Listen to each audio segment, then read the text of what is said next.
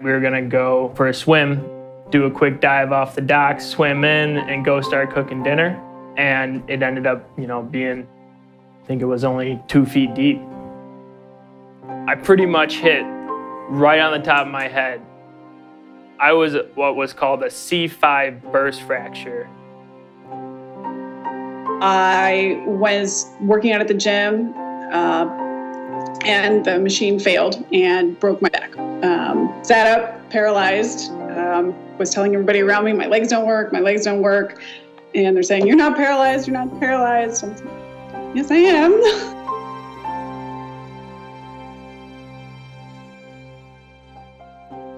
We started a foundation approximately 12 years ago. And I saw an administrator come up to somebody with a spinal cord injury that was sitting in the chair with their family and told this family that today is your last day of therapy because your resources have run out, probably insurance.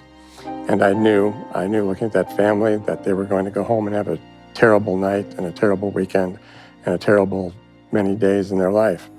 And so I went home to my wife, Mary, and said, we've been looking for a charitable outlet, and I think this is it.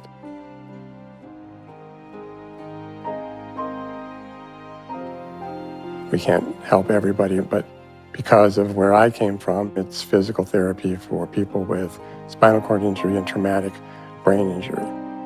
I had what is called an arterial venous malformation, a brain hemorrhage.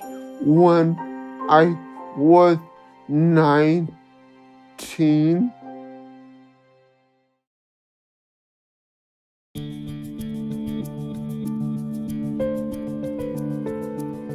I am a student at the University of Michigan without the Parkhill Foundation. I would not be where I am today. Without the Parkhill grant, I'd probably be getting close to being done for the year with my therapy of what insurance covers. And that would only have been 3 hours a week compared to 7 that I get here.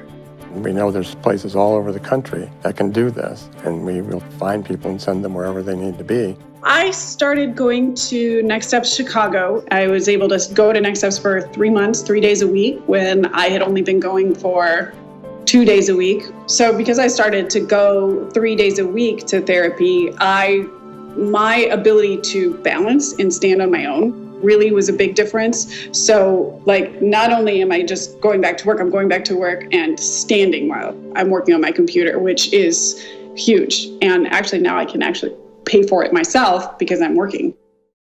When the foundations first started, all of our funding was going toward spinal cord and traumatic brain injury physical therapy. We broadened out to include equipment and modifications for people with disabilities, wheelchairs, homes, that sort of thing, and even funding some quality of life activities.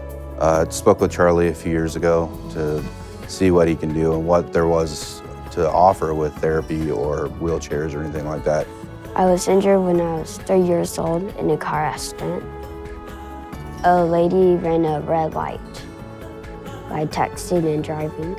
Sean was probably 6 or 7 at the time, and he wrote to me that his life was basketball, and his father was chiming in as well.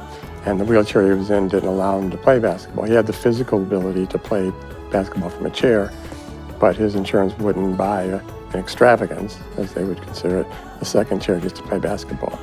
And we funded his first basketball chair. So with this chair, it's opened up a whole new horizon for Sean. We never thought about wheelchair basketball as a Division I sport. At the age of 12, he already has colleges looking at him. To be able to get a Division I scholarship as an athlete is amazing.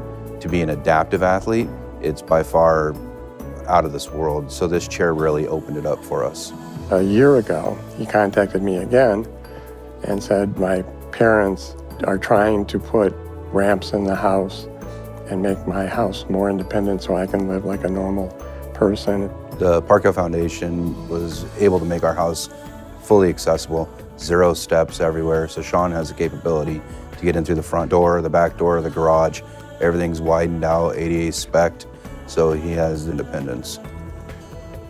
Bocce-Palooza has been our annual and only fundraising event. We probably get 70% of our funds from Bocce-Palooza and the rest from private donation. We do it once a year. We just had our 9th, and if you talk to me a year from now, I'll tell you we've now raised $500,000.